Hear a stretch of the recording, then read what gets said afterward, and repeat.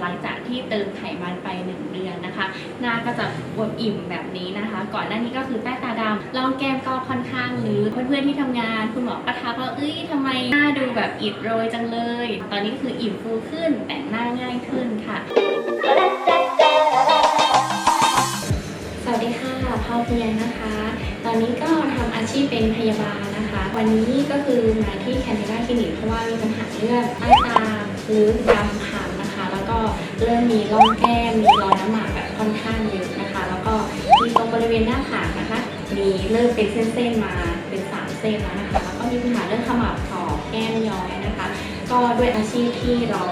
ต้องขึ้นเวรพักผ่อนน้อยนะคะพวกยาบำรุงก็คือมันช่วยได้ไม่เยอะก็เลย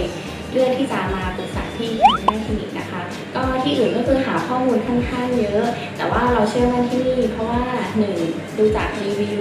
ดูจากความชำนาญของแพทย์นะคะแพทย์แต่ละท่านแต่ละคลินิกเนี่ยก็คือจะมีความชำนาญแตกต่างกันนะคะแต่ว่าที่นี่ก็คือคุณหมอใช้เทคนิคทาง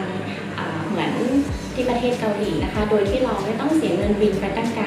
มาที่นี่ก็คือครบจบในที่เดียวค่ะ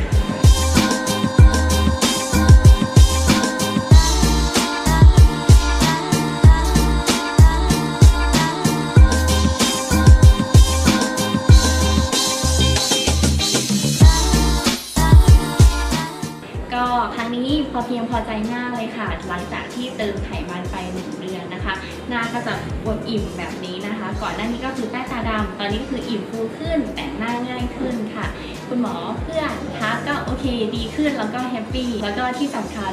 แฟนชอบมากค่ะบอกเลยไปไหนต้องตามติดตลอดอันนี้ไม่ได้โม้นะคะต้องตามไปดูค่ะถ้าเพื่อนๆสนใจหรือว่าอยากจะเพิ่มความสวยนะคะต้องมาที่นี่เลยค่ะที่แคนดิล่าคลินิกค่ะข้อมูลก็ตามที่หน้าเพจลงไว้ให้นะคะสามารถโทรเข้ามาติดต่อได้เลยค่ะสำหรับวันนี้พอเพียงขอตัวไปก่อนนะคะสวัสดีค่ะ